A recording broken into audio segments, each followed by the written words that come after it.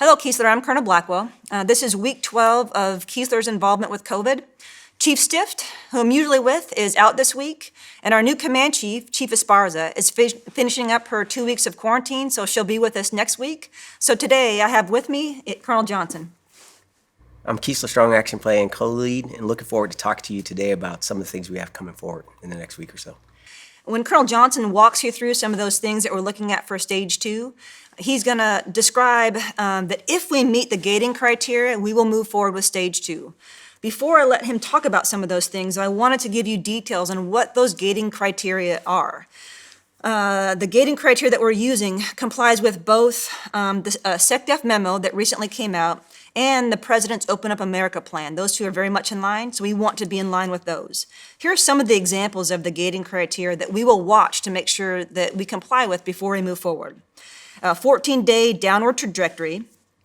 Normally that is for the state. What we're going to look at is, because Mississippi is large, we're going to look at a 14-day downward trajectory for Jackson County, Harrison County, and Hancock County, all those areas that surround Keesler Air Force Base. Another gating criteria is availability of key services such as the CDC and the commissary. We'll also look at, does our medical treatment facility have sufficient capability to continue to support should the numbers of COVID cases go up? Another of the gating criteria is, does our medical treatment facility have testing capability? And lastly, we'll look at, do we as Keesler have the capability to do quarantine and isolation? So with that, I'll turn it over to Colonel Johnson, who will walk you through what could be, if we move forward, stage 2. Thank you, ma'am. Team Keesler, glad to have an opportunity to kind of take you through some of the things that are going to happen following 3 June. But I'll tell you right up front, 3 June is a very, very important day for us. A lot of decisions are being made.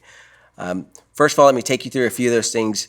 The Triangle Chapel. So as I go through this list, you'll note there are a number of things that we're doing for our airmen in training who've been here on the base for over 2 months. So in opening up some of those opportunities, the Triangle Chapel for the first time in 2 months is now available for our airmen in training to worship. And so that's something that becomes available as of 7 June, depending on decision that happens on 3 June. But also the Blake Fitness Center. As you heard a couple weeks back, we opened up the Triangle Fitness Center for our airmen, but now following that model, we're opening up the Blake Fitness Center on 9 June. Again, each thing I cover is determined on 3 June, but 9 June, we're looking to open that up from 500 to 1,900 hours to all of our folks here on the base. It's be by appointment only. That's important because there's only 34 personnel that will be able to utilize the facility, but it's a great step forward for our Keesler personnel. Another opening is going to be at the Sablik Center.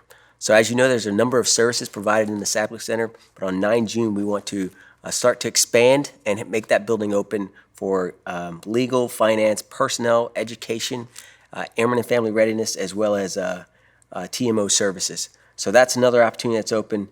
Contact information is available at the building itself, but also our PA folks are working on a website, going to the Keesler Health website to see the contact information in case you need to make an appointment with any of those services in the Sablik. So another great thing that we're going to bring forward, another great service, is the CDC.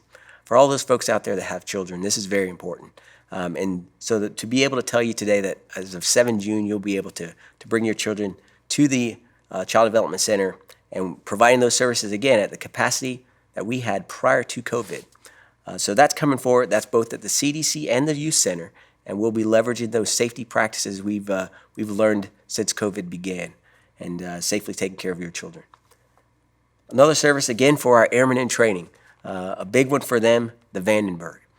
For those outside of the Triangle, this may not seem like a big deal, but for those inside of the Triangle, this is another opportunity to have a location where they can get together and socialize in a safe manner there within the Vandenberg. That's going to be open starting 4 June, pending 3 June decision as well, but a great opportunity for our folks. The last one is important for all of those that enter our gates every day through Keesler Air Force Base. So coming through Meadows Gate was discussed as far as a traffic concern, but we talked about opening Meadows Gate, but that we're not looking at that at this time. Currently, we're going to increase the manpower at our White Avenue Gate and at our Pass Roads Gate gates to allow you to have greater inflow of the base. That has already initiated. You should have seen a relief of traffic concerns over the last couple of days. And so, again, a major measure that we've moved forward with to help improve the conditions here on Keesler. Thank you, Colonel Johnson, for walking through those mitigations that we're looking at removing, again, following 3 June and our go or no-go decision based on the staging criteria that I already outlined for you. And keep in mind that the past 3 days, Mississippi's numbers have been at their all-time highest. So again, we're going to look at the surrounding counties to see how we want to proceed forward. I did want to foot stomp, though, and do a shout out to Colonel Johnson and Mr. Thompson and their team. I think there's about 22 people on that team. The working group will meet every Wednesday. They meet for many hours, going through all of the different mitigation measures that he just described for you. And that working group has representation from all across the base to make sure everybody has a voice on that working group. So thanks to him and his team for helping us recover from all the mitigations that we've had to put in place for COVID. Before we close this video, I wanted to answer some of the questions that you guys have been posting out there on those QR codes. So thank you very much for your comments. I appreciate those. Here are some answers to those. We had a lot of questions about when are going to get Airmen in the Triangle more access or more privileges. Colonel Johnson walked you through many of those, from the Vandenberg to the Triangle Chapel, and potentially we'll look at the Welch Theater too to continue to open that up to our Airmen in the Triangle, so that you guys have a little bit more freedoms. Another question we get a lot is, when are we going to get rid of the 40-mile radius for the local leave policy? Again, that is on the slate to be assessed this Wednesday for our go or no-go. If we decide, based on the staging criteria, that we are going into stage 2 for Keesler, that 40-mile radius will be expanded, we'll most likely have to set an outer limit, but as we speak, literally right now, the legal office, our public health, and our med group are all meeting to see what the proper radius will be if we go into stage 2.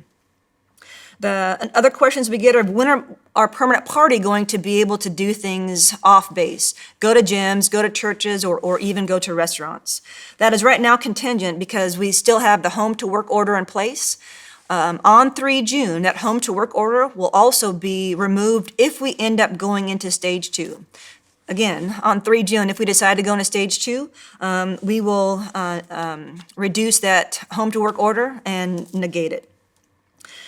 As Colonel Johnson described, Meadows Gate is one of our discussions. I do want to foot stomp, though. If we do decide to eventually open Meadows Gate, right now it will be for inbound traffic only during those key times. I will probably not open it for outbound traffic, only because right now the entry into the BX and commissary is only on Meadows Gate, so it will cause a huge traffic jam if I have traffic going outbound on Meadow Gate as people are trying to exit the commissary and BX. But just so you know that we are looking at that. Another question that we get is, when are you going to open up the Keesler Medical Center for more routine appointments? As a matter of fact, Colonel Dolehite, our med group commander, and her team are going to do a video for you tomorrow, walk you through some of the procedures they have in the medical center to keep you safe, and then we'll walk you through some of the appointments that are also open. The last thing that we had a lot of questions on was, when are you going to open up the gyms on Keesler? Colonel Johnson walked you through the Triangle Gym is open right now for our airmen in training only. And then if we go into stage 2, following 3 June's decision, we will open up the Blake Gym per the requirements and the restrictions that he talked about. That is all the questions. Again, I encourage you to please continue to put comments out there on the QR code. It is anonymous unless you guys want us to respond, and some people have put email addresses and phone numbers. You don't have to, but when you put your email address and phone number, we try to respond directly to you as well. So thank you very much for your comments. Your voice matters. So again, 3 June will be an important go or no-go date. If we do have the flexibility to go into stage 2, please understand that COVID is still a threat. Please continue to follow the CDC guidance. We want to make sure that we keep everybody, our retirees, our active duty, Guard, Reserve, and your families safe. But we also wanted to thank you for your professionalism and the sacrifices that you have made for us. Yes, Team Keesler, I personally wanted to pass on my thank you to each one of you for just the personal sacrifices, seen and unseen, that we know you're going through. We ask you to continue to stay professional to allow us to get through this safely. Thank you. And I wanted to do one last shout out. I've done a shout out to the training group for all the amazing things that they've done from an innovation perspective. We did some flybys for the med group to thank them for being on the front line for this. But behind the scenes, making sure all this happens is our mission support group. We have from our comm squadron, making sure that we have virtual capabilities to do those online and telework conference calls. Our Force Support Squadron has been amazing, whether it's with the Child Development Center and Youth Center, keeping our 3 defects going. The FSS has also done art events and even some online gym classes because maintaining our physical fitness through all this is important. Security forces, again, they're the ones that they're keeping us safe at the gates. But I also want to point out that they're also making sure that our commercial gate is open. So all those supplies that we need for the commissary and BX continue to flow through that that commercial gate, thanks to our security forces. Of course, now it's awesome to do a shout out to our civil engineer squadron, brand new squadron, but we couldn't have had the drive through pharmacy or the drive up clinic without our CE squadron. Our logistics readiness squadron did a bulk purchase of mini masks for folks. They've also done some great support to our trainees who are now coming here from Lackland and landing on our runway. So thanks LRS for all your support in keeping our training mission going. And of course, contracting. You guys are making sure that we continue to lean forward, spend that money, provide key services to this space. I am very proud to be a part of Team Keesler. Thank you for everything you do to include our families. We look forward to seeing you next week and providing you another update. Between now and then, please stay safe. Thank you very much.